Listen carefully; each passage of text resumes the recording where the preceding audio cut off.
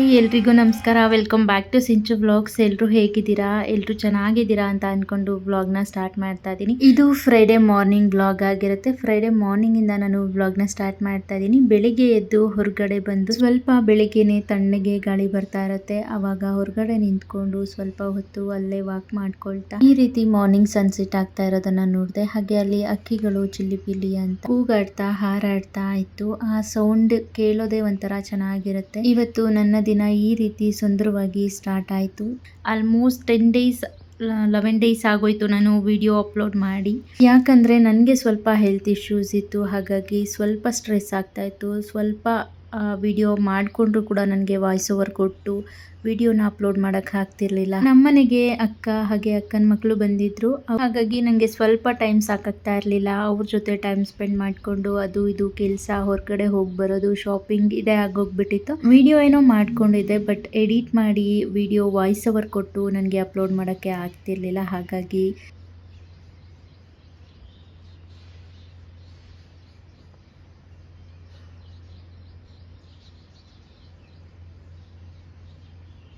ಇನ್ನು ಇವತ್ತು ಫ್ರೈಡೇ ಆಗಿರೋದ್ರಿಂದ ಬೆಳಿಗ್ಗೆನೆ ಪೂಜೆ ಮಾಡೋಣ ಅಂತ ಹೇಳಿ ಸ್ವಲ್ಪ ಬೇಗನೆ ಎದ್ದಿದ್ದೆ. ಮನೆಯೆಲ್ಲ ಕ್ಲೀನ್ ಮಾಡಿಕೊಂಡು ಕೆಲಸ ಮುಗಿಸಿ ಮಾರ್ನಿಂಗ್ ಟಿಫನ್ಗೆ ಮತ್ತು ಮಧ್ಯಾಹ್ನ ಊಟಕ್ಕೆಲ್ಲ ರೆಡಿ ಮಾಡಿಟ್ಟು ಈಗ ಅದು ಫ್ರೆಶ್ ಅಪ್ ಆಗಿ ಬಂದು ದೇವ್ರ ಪೂಜೆ ಕೂಡ ಮಾಡಿಕೊಂಡು ಈಗ ಶಾಪಿಂಗ್ ಹೋಗೋಣ ಅಂತ ಹೇಳಿ ಹೊರಟಿದ್ದೀವಿ.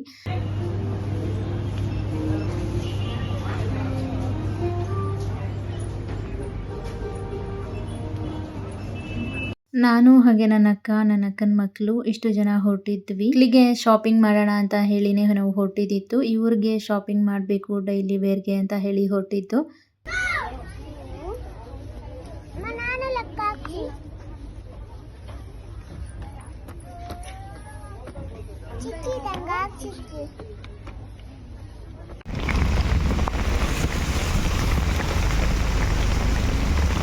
ನಾವು ಶಾಪಿಂಗ್ ಹೋಗಿದ್ದು ವಿಶಾಲ್ ಮಾರ್ಟ್ಗೆ. ನಾವು ಹೋದಾಗ 2 ಗಂಟೆ ಆಗಿತ್ತು. ರಿಟರ್ನ್ ಬರೋಷ್ಟರಲ್ಲಿ 6:30 7 ಗಂಟೆ ಆಗೋಗಿತ್ತು. ತುಂಬಾ ಮಳೆ ಬರ್ತಾಯಿತ್ತು. ಮಳೆಯಲ್ಲಿ ಸಿಕ್ಕಾಕೊಂಡು ಸ್ವಲ್ಪ ನಿಂತ್ಕೊಂಡು ಕೂಡ ಬಂದ್ವಿ. ಇನ್ನು ಮನೆಗೆ ಬಂದು ಬಿಸಿ ಬಿಸಿಯಾಗಿ ಚಳಿಗೆ ಅಂತ ಹೇಳಿ ಚಿಕನ್ ತಂದೂರಿ ಮಾಡೋಕ್ಕೆ ಎಲ್ಲ ಪ್ರಿಪೇರ್ ಮಾಡ್ಕೊಳ್ತಾ ಇದ್ದೀನಿ. ಅದಕ್ಕೋಸ್ಕರ ಅಂತ ನಾನು ಮನೇಲೇ ಮಯೋನೀಸ್ ಮಾಡ್ಕೊಳ್ಳೋಣ ಅಂತ ಹೇಳಿ ಅದಕ್ಕೋಸ್ಕರ ಎಗ್ಗನ್ನ ಬೇಯಕ್ಕಿಟ್ಟಿದ್ದೀನಿ.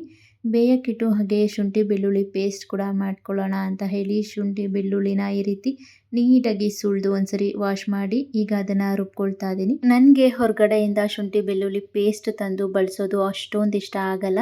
ಹೊರಗಡೆಯಿಂದ ತಂದರೆ ಏನಂದರೆ ಅವರು ಹೇಗೆ ಮಾಡಿರ್ತಾರೋ ಏನೋ ಅಂತೆಲ್ಲ ತುಂಬ ಯೂಸ್ ಮಾಡೋಕ್ಕೆ ಇಷ್ಟ ಆಗೋದಿಲ್ಲ ನನಗೆ. ಈಗೆಲ್ಲ ನೋಡ್ತಾ ಇರ್ಬೋದು ಸೋಷಿಯಲ್ ಮೀಡಿಯಾಗಳಲ್ಲೆಲ್ಲ ವೀಡಿಯೋಸ್ನ ಅಪ್ಲೋಡ್ ಮಾಡ್ತಿರ್ತಾರೆ. ಎಷ್ಟು ಗಲೀಜಾಗಿ ಶುಂಠಿ ಬೆಳ್ಳುಳ್ಳಿ ಪೇಸ್ಟನ್ನು ಪ್ರಿಪೇರ್ ಮಾಡ್ತಾ ಇರ್ತಾರೆ. ಅದನ್ನೆಲ್ಲ ನೋಡಿಬಿಟ್ಟು ಮನೇಲೇ ಮಾಡಿಕೊಂಡು ತಿನ್ನೋದು ವಾಸಿ, ಮನೇಲೇ ಅಡುಗೆಗೆ ಪ್ರಿಪೇರ್ ಮಾಡ್ಕೊಳ್ಳೋದು ವಾಸಿ ಅಂತ ಅನಿಸುತ್ತೆ. ಇತ್ತೀಚೆಗೆ ಇವರು ಮಾಡೋ ವಿಡಿಯೋಗಳನ್ನೆಲ್ಲ ನೋಡಿಬಿಟ್ರೆ ಹೊರಗಡೆಯಿಂದ ಏನು ತಿನ್ನೋದು ಬೇಡ ಅಂತ ಅನಿಸ್ಬಿಡುತ್ತೆ. ಅಷ್ಟು ಗಲೀಜಾಗಿ ಮಾಡ್ತಾರೆ. ಹಾಗಾಗಿ ನಾನು ಮನೆಯಲ್ಲೇ ಪ್ರಿಪೇರ್ ಮಾಡಿಕೊಂಡು ನೀಟಾಗಿ ಮನೆಯಲ್ಲಿ ಅಡುಗೆ ಮಾಡ್ಕೊಳ್ತೀನಿ.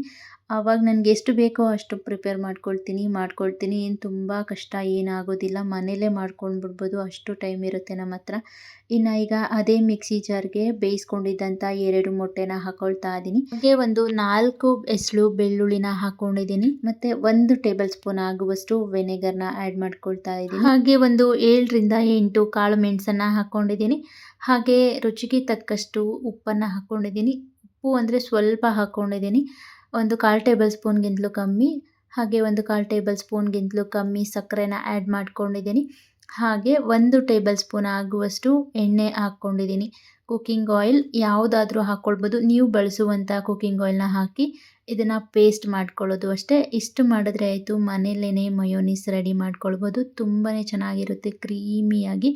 ಈಗ ನೋಡ್ತಾ ಇರ್ಬೋದು ನೀವು, ನಾನು ಮನೆಯಲ್ಲೇ ಪ್ರಿಪೇರ್ ಮಾಡ್ಕೊಂಡಿದ್ದೀನಿ. ಇನ್ನು ಈಗ ಚಿಕನ್ ಗ್ರಿಲ್ ಮಾಡೋಕ್ಕೆ ಅಂತ ಹೇಳಿ ನನ್ನ ಹಸ್ಬೆಂಡ್ ಚಿಕನ್ ತಂದಿದ್ದಾರೆ. ಅದನ್ನು ಈಗ ಓಪನ್ ಮಾಡಿ ನೀಟಾಗಿ ವಾಶ್ ಮಾಡ್ಕೊಳ್ಬೇಕು. ಇದು ಫುಲ್ ಹೋಲ್ ಚಿಕನ್ ತಂದಿರೋದು. ಫುಲ್ಲು 1 ಹೋಲ್ ಚಿಕನ್ ತಂದು ಅದರಲ್ಲಿ ಗ್ರಿಲ್ ಮಾಡ್ಕೊಳ್ಬೇಕು ಅಂತ ಹೇಳಿ ಮಾಡ್ಕೊಳ್ತಾ ಇದ್ದೀವಿ. ನಾನು ಫಸ್ಟ್ ಟೈಮ್ ಮಾಡ್ತಾ ಇರೋದು ಈ ರೀತಿ ಗ್ರಿಲ್ ಮತ್ತು ತಂದೂರಿ ಫಸ್ಟ್ 1-2 ಟೈಮ್ ನನ್ನ ಹಸ್ಬೆಂಡ್ ಮಾಡಿಕೊಟ್ಟಿದ್ದಾರೆ. 2 ಟೈಮ್ ಇಲ್ಲ ಇನ್ನೂ ತುಂಬ ಸರಿನೇ ಮಾಡಿಕೊಟ್ಟಿದ್ದಾರೆ. ಬಟ್ ಗ್ರಿಲ್ ಮಾಡ್ತಾ ಇರೋದು ಫಸ್ಟ್ ಟೈಮ್. ಅದು ಈ ರೀತಿ. ಈಗ ಚಿಕನ್ನ ನೀಟಾಗಿ ವಾಶ್ ಮಾಡ್ಕೊಂಡು ಬಂದಿದ್ದಾರೆ ನನ್ನ ಹಸ್ಬೆಂಡು. ವಾಶ್ ಮಾಡ್ಕೊಂಡು ಬಂದು ಈಗ ಅದನ್ನು ಸ್ವಲ್ಪ ಕಟ್ ಮಾಡಿ ಈಗ ಅದಕ್ಕೆ 1 ಟೇಬಲ್ ಸ್ಪೂನ್ ಆಗುವಷ್ಟು ವಿನೆಗರ್ ಆ್ಯಡ್ ಮಾಡ್ಕೊಂಡಿದ್ದೀನಿ. ಹಾಗೆ ಒಂದು ಅರ್ಧ ಟೇಬಲ್ ಸ್ಪೂನ್ ಆಗುವಷ್ಟು ಅರಿಶಿನ, ಹಾಗೆ 1 ಟೇಬಲ್ ಸ್ಪೂನ್ ಆಗುವಷ್ಟು ಕಾಶ್ಮೀರಿ ಚಿಲ್ಲಿ ಪೌಡರ್ನ ಹಾಕಿ ಇದನ್ನು ಪೂರ್ತಿಯಾಗಿ ಚಿಕನ್ಗೆ ನೀಟಾಗಿ ಈ ರೀತಿ ಅಪ್ಲೈ ಮಾಡ್ಕೊಳ್ಬೇಕು. ಅಪ್ಲೈ ಮಾಡಿಕೊಂಡು ನಂತರ ಇದನ್ನು ನಾವು 1 ಅವರ್ ಆದರೂ ಇದನ್ನು ಮ್ಯಾರಿನೇಟ್ ಮಾಡೋಕ್ಕೆ ಎತ್ತಿಡಬೇಕು. ಅಷ್ಟರಲ್ಲಿ ನಾನೀಗ ಒಂದು ಬೌಲ್ಗೆ ಈ ಥರ ಒಂದು ಪುಟ್ಟ ಬೌಲಲ್ಲಿ 1.5 ಬೌಲ್ ಆಗುವಷ್ಟು ಮೊಸರು ತೊಗೊಂಡಿದ್ದೀನಿ. ಹಾಗೆಯೇ ನಾನಿಲ್ಲಿ 1.5 ಬೌಲ್ ಆಗುವಷ್ಟು ಈ ಬೌಲಲ್ಲಿ ಕುಕ್ಕಿಂಗ್ ಆಯಿಲ್ನ ತಗೊಂಡಿದ್ದೀನಿ. ನೀವು ಯಾವುದು ಕುಕ್ಕಿಂಗ್ ಆಯಿಲ್ ಬಳಸ್ತೀರೋ ಅದನ್ನೇ ಬಳಸ್ಕೊಳ್ಬೋದು. ಹಾಗೆ ನಾನಿಲ್ಲಿ ಮನೆಯಲ್ಲೇ ಪ್ರಿಪೇರ್ ಮಾಡಿಟ್ಕೊಂಡಿದ್ದೆ ನೋಡಿ ಶುಂಠಿ ಬೆಳ್ಳುಳ್ಳಿ ಪೇಸ್ಟ್. ಆ ಒಂದು ಪೇಸ್ಟನ್ನು ನಾನಿಲ್ಲಿ 2 ಸ್ಪೂನ್ ಆಗುವಷ್ಟು ಹಾಕ್ಕೊಂಡಿದ್ದೀನಿ. ಇದು ಪೂರ್ತಿ ಹೋಲ್ ಚಿಕನ್ ಆಗಿರೋದ್ರಿಂದ ನಾನು ಇಷ್ಟು ಕ್ವಾಂಟಿಟಿಯಲ್ಲಿ ಬಳಸ್ತಾ ಇರೋದು. ಹಾಗೆ 1 ಟೇಬಲ್ ಸ್ಪೂನ್ ಆಗುವಷ್ಟು ಅರಿಶಿನ ಹಾಕಿ ಇದನ್ನು ನೀಟಾಗಿ ಈ ರೀತಿ ಮಿಕ್ಸ್ ಮಾಡ್ಕೊಳ್ತೀನಿ.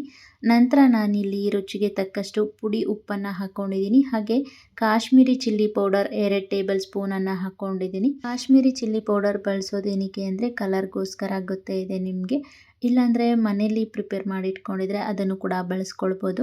ಹಾಗೆ ನಾನಿಲ್ಲಿ 2 ಟೇಬಲ್ ಸ್ಪೂನ್ ಆಗುವಷ್ಟು ಕಸೂರಿ ಮೇಥಿನ ಈ ರೀತಿ ಕೈಯಲ್ಲಿ ಪುಡಿ ಮಾಡಿ ಈ ರೀತಿ ಸೇರಿಸ್ಕೊಳ್ತಾ ಇದ್ದೀನಿ. ಹಾಗೆ 1/4 ಟೇಬಲ್ ಸ್ಪೂನ್ ಆಗುವಷ್ಟು ಜೀರಾ ಪೌಡರ್ನ ಹಾಕ್ಕೊಂಡಿದ್ದೀನಿ. ಹಾಗೆ 1/4 ಟೇಬಲ್ ಸ್ಪೂನ್ ಆಗುವಷ್ಟು ಧನಿಯಾ ಪೌಡರ್, ಹಾಗೆ 1 ಟೇಬಲ್ ಸ್ಪೂನ್ ಆಗುವಷ್ಟು ಗರಂ ಮಸಾಲೆನ ಆ್ಯಡ್ ಮಾಡ್ಕೊಂಡಿದ್ದೀನಿ. ಹಾಗೆ ಒಂದು ಅರ್ಧ ಟೇಬಲ್ ಸ್ಪೂನ್ ಆಗುವಷ್ಟು ಪೆಪ್ಪರ್ ಪುಡಿನ ಆ್ಯಡ್ ಮಾಡ್ಕೊಂಡಿದ್ದೀನಿ. ಈಗ ಇದಿಷ್ಟನ್ನು ಸೇರಿ ನಾನು ಈ ರೀತಿ ಚೆನ್ನಾಗಿ ಮಿಕ್ಸ್ ಮಾಡ್ಕೊಳ್ತೀನಿ. ಇದಕ್ಕೆ ಇನ್ನೂ ಒಂದು ಸ್ವಲ್ಪ ಆಯಿಲ್ ಬೇಕು ಅಂತ ಅನ್ನಿಸ್ತು. ಹಾಗಾಗಿ ಇನ್ನೊಂದು ಸ್ವಲ್ಪ ಕುಕ್ಕಿಂಗ್ ಆಯಿಲ್ನ ಹಾಕಿ ನಂತರ ನಾನಿಲ್ಲಿ ಒಂದು ಅರ್ಧ ನಿಂಬೆಹಣ್ಣಿನ ರಸನ ಹಿಂಡ್ಕೊಳ್ತಾ ಇದ್ದೀನಿ. ಇದಿಷ್ಟನ್ನು ಹಾಕಿ ಮತ್ತೆ ಇದನ್ನು 1-2 ಸರಿ ಚೆನ್ನಾಗಿ ಮಿಕ್ಸ್ ಮಾಡ್ಕೊಳ್ತೀನಿ. ಇದಿಷ್ಟನ್ನು ನೀಟಾಗಿ ಮಿಕ್ಸ್ ಮಾಡಿಕೊಂಡು ಮತ್ತೆ ನಾನಿಲ್ಲಿ 1 ಟೇಬಲ್ ಸ್ಪೂನ್ ಆಗುವಷ್ಟು ಗ್ರಿಲ್ ಮಸಾಲೆ ಪೌಡರ್ನ ಆ್ಯಡ್ ಮಾಡ್ಕೊಳ್ತಾ ಇದ್ದೀನಿ. ಆ್ಯಡ್ ಮಾಡಿಕೊಂಡು ಇದನ್ನು ಮತ್ತೆ ನೀಟಾಗಿ ಈ ರೀತಿ ಮಿಕ್ಸ್ ಮಾಡ್ಕೊಳ್ತೀನಿ. ಮಿಕ್ಸ್ ಮಾಡಿಕೊಂಡು ನಂತರ ನಾನೀಗ ಚಿಕನ್ ಏನು ಮ್ಯಾರಿನೇಟ್ ಮಾಡೋಕ್ಕೆ ಎತ್ತಿಟ್ಟಿದ್ದೆ ಅಲ್ವಾ ಅದನ್ನು ತೊಗೊಂಡು ಬಂದಿದ್ದೀನಿ. ಈಗ ಈ ಮಸಾಲೆನ ಪೂರ್ತಿ ಈ ಚಿಕನ್ ನಾವೇನು ಮ್ಯಾರಿನೇಟ್ ಮಾಡಿಟ್ಟಿದ್ವಿ ಅಲ್ವಾ ಈ ಚಿಕನ್ಗೆ ಸ್ವಲ್ಪನೇ ಹಾಕಿ ಈ ರೀತಿ ಕೈಯಲ್ಲೇ ನೀಟಾಗಿ ಅಪ್ಲೈ ಮಾಡ್ಕೊಳ್ಬೇಕು. ಮಸಾಲೆ ಪೂರ್ತಿ ಚಿಕನ್ಗೆ ಹೊಂದ್ಕೊಳ್ಳೋ ಹಾಗೆ ನೀಟಾಗಿ ಅಪ್ಲೈ ಮಾಡ್ಕೊಳ್ಬೇಕು. ಹಸ್ಬೆಂಡು ಸ್ಪೂನಿಂದ ಮಸಾಲೆನ ತೆಗೆದು ಹಾಕ್ತಾ ಇದ್ದಾರೆ ಚಿಕನ್ ಮೇಲೆ. ನಾನು ಕೈಯಲ್ಲಿ ಸ್ಪ್ರೆಡ್ ಮಾಡಿ ಈ ರೀತಿ ಚಿಕನ್ಗೆ ನೀಟಾಗಿ ಮಸಾಲೆ ಎಲ್ಲ ಹೊಂದ್ಕೊಳ್ಳೋ ಹಾಗೆ ಮಸಾಲೆ ಎಲ್ಲ ಚಿಕನ್ಗೆ ಹಾಕಬೇಕು.